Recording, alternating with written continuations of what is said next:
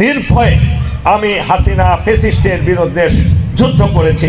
কিন্তু দুঃখের বিষয়, আমার কেরানীগঞ্জে, সারা বাংলাদেশও চাঁদাবাজি বন্ধ হলে আমাদের কেরানীগঞ্জে বন্ধ হয়নি। আমাকে কি আপনারা অথরিটি দিয়েছেন ঘরে ঘরে থেকে মানুষ ডেকে আমার বাসায় নিয়ে এসে তাদেরকে শাসানো, তাদেরকে ভয় দেখানো, যদি তোমরা অমুকের কাছে যাও তাহলে আমি কর্নেল হক তোমাদের বিরুদ্ধে ব্যবস্থা নিব, তোমাদের কাছ থেকে সেই উসুল করে নিব? আমি কি সেটা করতে পারি? না। 0 থেকে 5 বছরে হিরো হতে পারে বাংলাদেশের। আপনি কি মনে করেন সেটা তাদের হালাল ইনকামের মাধ্যমে হতে পারে? না, কখনো না। যা টাকা সব জনগণের টাকা। বাংলাদেশের যত অর্থনীতি সব হলো আপনার আমার, ইভেন একজন ভিক্ষুকে।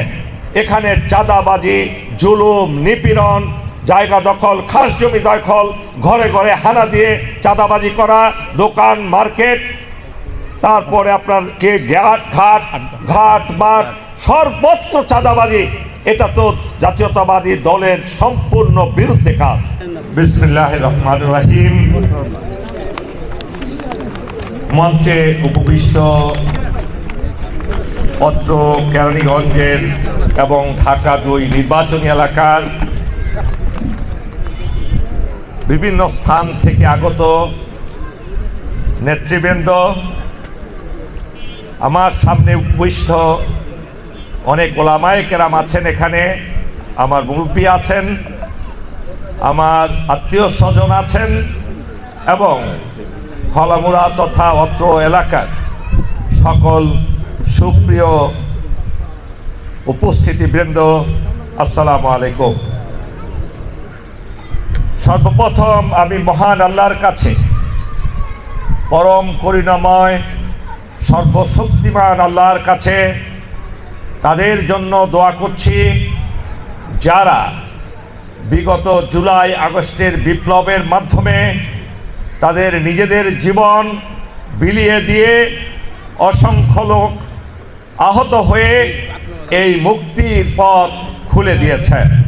আমি তাদের জন্য মহান আল্লাহর কাছে কায় মনোবাক্যে দোয়া করছি, তাদের পরিবারের জন্য দোয়া করছি। প্রিয় সুধীমণ্ডলী, 1971 সালে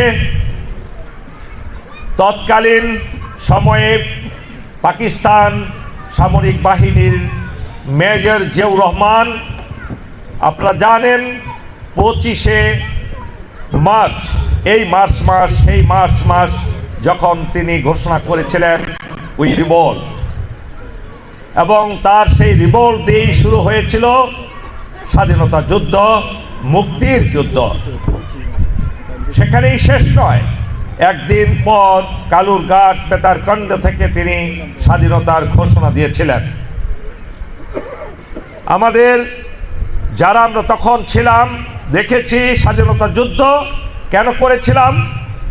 আমরা করেছিলাম এই কারণে যাতে আমরা কথা বলতে পারি, যাতে আমরা ভোটের অধিকার প্রয়োগ করতে পারি, যাতে আমরা অন্ন বস্ত্র বাসস্থানের সে স্বীকৃতি পেতে পারি, আমাদের সন্তানরা সুশিক্ষিত হবে, চিকিৎসা ব্যবস্থা উন্নত হবে, আমরা কারো কাছে মাথা নত করব না, চাঁদাবাজি হবে না, লুটতরাজ হবে না, কেউ কারো উপর প্রভুত্ব বিস্তার করতে পারবে না। সে কারণেই সেদিন স্বাধীনতা যুদ্ধ হয়েছিল এবং সেনাবাহিনীর নেতৃত্বে সারা দেশের আপামর জনসাধারণ সেই যুদ্ধে অংশগ্রহণ করেছিলেন। কিন্তু দুঃখের বিষয়, স্বাধীনতার পর আমরা আরও অনেক অন্ধকারে হারিয়ে গেলাম। ঘরে ঘরে হত্যা, রাহাজানি, মুজিব বাহিনীর অত্যাচার, রক্ষী বাহিনীদের অত্যাচার, আওয়ামী লীগ, শ্রমিক লীগ, যুবলীগ, ছাত্রলীগ, যত ধরনের লীগ আছে তাদের অত্যাচারে মানুষ অতিষ্ঠ হয়ে গেল। কথা বলার স্বাধীনতা হারালাম, চিকিৎসার স্বাধীনতা হারালাম। আমরা শুধু লুট তরাজ, সর্বত্র ডাকাতি, হত্যা, রাহাজানি, গুম, খুন পরিলক্ষিত হলো আমাদের কাছে। আবার জিয়াউর রহমানের আবির্ভাব হলো 1975 সালে। তিনি এসে এই সামরিক বাহিনীর নেতা হয়ে তিনি একটি সুন্দর দেশ আমাদেরকে উপহার দিলেন। আমরা সে কথা সবাই জানি। আপনারা জানেন জিয়াউর রহমান এক কবর্তক এক আনা টাকার কিংবা এক আনা পয়সার, 1 টাকা 1 আনা পয়সার দুর্নীতি তিনি সহ্য করতেন না এবং দুর্নীতিবাজদের বিরুদ্ধে তিনি জেহাদ ঘোষণা করেছিলেন এবং তিনি দেশের শান্তি প্রতিষ্ঠা করেছিলেন। কিন্তু দেশের শত্রুরা তাকে বাঁচতে দিল না, তিনি শহীদ হলেন। প্রিয় সৌদি মণ্ডলী, এরপর আপনাদের সেই ইতিহাস জানা আছে, ম্যাডাম খালেদা জিয়া 2 টার্মে তিনি অত্যন্ত ভালো একটি শাসন ব্যবস্থা প্রতিষ্ঠা করেছিলেন। কিন্তু 1/11-এর পর আবার শুরু হলো সেই আওয়ামী ফাঁসিবাদের আস্ফালন এবং দীর্ঘ 16-17 বছর আমরা সেখানে জেল, জুলুম, খুন, গুম, নির্যাতনের শিকার হয়েছে। ঘরে ঘরে মামলা মোকদ্দমা, ঘরে ঘরে অশান্তি, ঘরে ঘরে পাড়ায় পাড়ায়, গ্রামে গ্রামে, এলাকায় এলাকায় সেই আওয়ামী সন্ত্রাসীদের অত্যাচার নিপীড়নে আপনারা অতিষ্ঠ হয়েছেন, সারা দেশবাসী অতিষ্ঠ হয়েছে। প্রিয় সুধী মণ্ডলী, আমি রাজনীতিবিদ নই, আমি একজন সামরিক অফিসার। দেশে বিদেশে এমনকি আপনাদের এলাকায়ও, আমার জন্মভূমি এখানে আমি কাজ করার সুযোগ পেয়েছি সামরিক বাহিনীতে। আপনাদের উপকার ছাড়া কোনোদিন অপকার করিনি। আমি কোনো মানুষের উপর আঘাত হানিনি, কোনো মানুষের ক্ষতি করিনি। আমার ছোট্টবেলা থেকে আমার মা বাবা আমাকে, আমার যারা মুরব্বী আছেন তারা আমাকে ভালোবেসে আমাকে গড়ে তুলেছেন এবং সত্যের পথে সেই সময় থেকে এখন পর্যন্ত আল্লাহর রহমতে আপনাদের দোয়ায় প্রতিষ্ঠিত আছি। প্রিয় সুধী মণ্ডলী, আমরা কি 5ই আগস্টের বিপ্লব করেছিলাম চাঁদাবাজিকে জিয়ে রাখার জন্য? আমরা কি সেই 5ই আগস্টে বিপ্লব করেছিলাম প্রতারিত হওয়ার জন্য? আমরা কি কেরানীগঞ্জ কিংবা দেশবাসী কি কেরানীগঞ্জের দেশবাসীকে আমাকে লিখে দিয়েছেন যে অনিল হক ছাড়া কেরানীগঞ্জে কিংবা ঢাকা 2 আসনে কেউ নির্বাচন করতে পারবে না এবং পলিটিক্স করতে পারবে না? এরকম কি আপনারা আমাকে লিখে দিয়েছেন? আমাকে কি আপনারা অথরিটি দিয়েছেন ঘরে ঘরে থেকে মানুষ ডেকে আমার বাসায় নিয়ে এসে তাদেরকে শাসানো, তাদেরকে ভয় দেখানো, যদি তোমরা অমুকের কাছে যাও তাহলে আমি কর্নেল হক তোমাদের বিরুদ্ধে ব্যবস্থা নিব, তোমাদের কাছ থেকে সেই উসুল করে নিব? আমি কি সেটা করতে পারি? কোন পলিটিশিয়ান 0 থেকে 5 বছরে হিরো হতে পারে বাংলাদেশের? আপনি কি মনে করেন সেটা তাদের হালাল ইনকামের মাধ্যমে হতে পারে? কখনো না।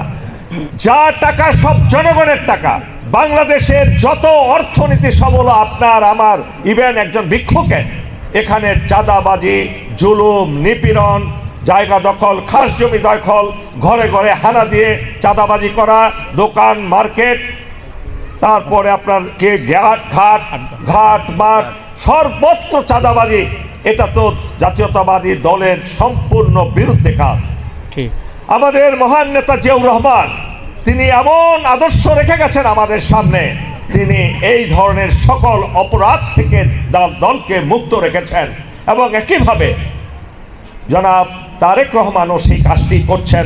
তিনি প্রতিশ্রুতি দিয়েছেন যে কোনো চাঁদাবাজ, দুর্নীতিবাজ, ফ্যাসিস্ট এমন কোন লোক বিএনপিতে রাজনীতি করার কোনো অধিকার নাই।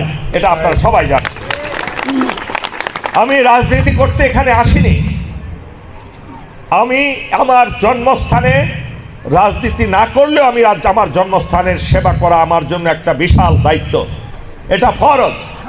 কেননা প্রত্যেকটি মানুষের তার নিজ ঘরে, নিজ পরিবারে, নিজ এলাকায় তার সামর্থ্য অনুযায়ী তার কাজ করার দায়িত্ব বর্তায় তার উপর। আমি সেই কাজটি শৈশব থেকে করে এসেছি, এখনও করছি, ভবিষ্যতেও করব। আমি নির্বাচিত হই বা না হই, আমি ভোটে দাঁড়াই বা না দাঁড়াই, আমার দায়িত্ব আমি পালন করে যাব। এখন যা করছি আপনারা জানেন, বিগত 15 বছর আমি ফ্যাসিস্ট সরকারের বিরুদ্ধে যুদ্ধ করেছি। আমি বিভিন্ন মিডিয়ার দ্বারা আমি সকল জায়গায় ভয় ভীতির অবস্থায় নির্ভয়ে আমি হাসিনা ফ্যাসিস্টের বিরুদ্ধে যুদ্ধ করেছি। কিন্তু দুঃখের বিষয়, আমার কেরানীগঞ্জে, সারা বাংলাদেশও চাঁদাবাজি বন্ধ হলে আমাদের কেরানীগঞ্জে বন্ধ হয়নি। আপনাদেরকে ঐক্যবদ্ধ হতে হবে এবং একই সাথে প্রতিরোধ গড়ে তুলতে হবে। আমি কারো বিরুদ্ধে কোনো কথা বলতে আসিনি, আমি কারোর সাথে প্রতিদ্বন্দ্বিতা করার জন্য এখানে আসিনি, আমি কারোর সাথে যুদ্ধ করার জন্য এখানে আসিনি। যুদ্ধ করে কেউ বিজয় লাভ করলে সে কখনো শান্তিতেও থাকতে পারে না। বিশ্বাস করুন, বাংলাদেশে আসন্ন নির্বাচন এমন একটি নির্বাচন হবে, সেখানে কোনো টাকার খেলা হবে না, সেখানে কোনো চাঁদাবাজদের স্থান হবে না। ভালো লোকগুলো পার্লামেন্টে যাবে, বিভিন্ন প্রতিষ্ঠানে নির্বাচিত হবে, এই কথা নিশ্চিত করে আমি বলতে পারি। আপনাদেরকে আশ্বাস দিচ্ছি, ইনশাআল্লাহ এই দেশে একদিন শান্তি প্রতিষ্ঠিত হবেই হবে, ইনশাআল্লাহ। আমরা যুদ্ধ করেছি।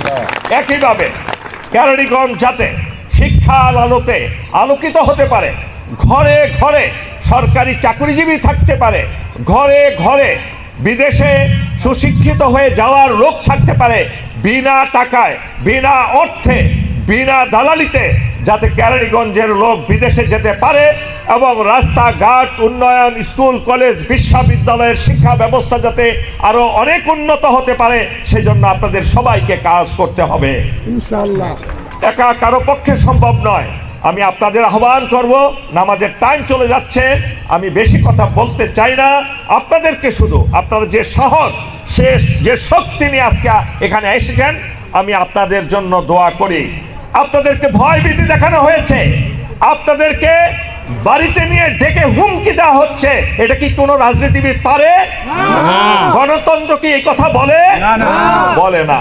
সুতরাং যে করছে, যারা করছে, তারা অবৈধ অর্থের মালিক এবং অবৈধ অর্থ বিলিয়ে এই সমস্ত কাজগুলো করছে। যদি একজন সৎ লোক হয়, তার বুকের পাটা অনেক শক্তিশালী থাকে, সে কখনো হুমকি ধমকি দিয়ে মানুষকে শাসন করতে চায় না, মানুষের ভোট আদায় করতে চায় না, মানুষের সমর্থন আদায় করতে পারে না।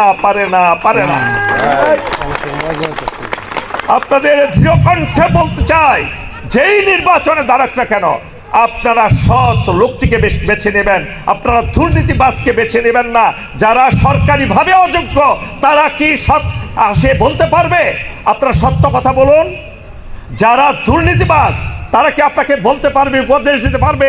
আপনারা মিথ্যা কথা বলতে পারবেন না, দুর্নীতি করতে পারবেন না, চাঁদাবাজি করতে পারবেন না। যারা এই কথাগুলো বলতে পারবে, তারাই হতে পারে আপনাদের নেতা। আমি বলি না, আপনাদেরকে শোষণ করে আমি বাড়ি বানাবো, গাড়ি বানাবো, বিদেশে টাকা, বিদেশে বাড়ি করব, বিদেশে ছেলে মেয়েদেরকে লেখাপড়া করাবো, আমি উচ্চ শিক্ষিত করব, সেই হারামের টাকা দিয়ে দেশের কিংবা সমাজের কোনো শান্তি হতে পারে না।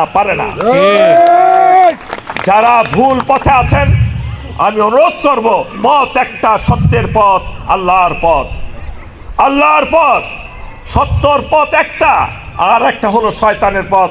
ইন বিটুইন কোনো পথ নাই। আপনারা কোনটা বেছে নেবেন, সেটার চয়েস আল্লাহ আপনাকে দিয়েছেন, আপনাদের সেই স্বাধীনতা দিয়েছেন যে আপনারা সত্যের পথে থাকবেন, জাহান্নামের পথ যাবেন না, জান্নাতের পথে যাবেন। আমি পরিশেষে আপনাদেরকে আন্তরিকভাবে ধন্যবাদ জানাচ্ছি।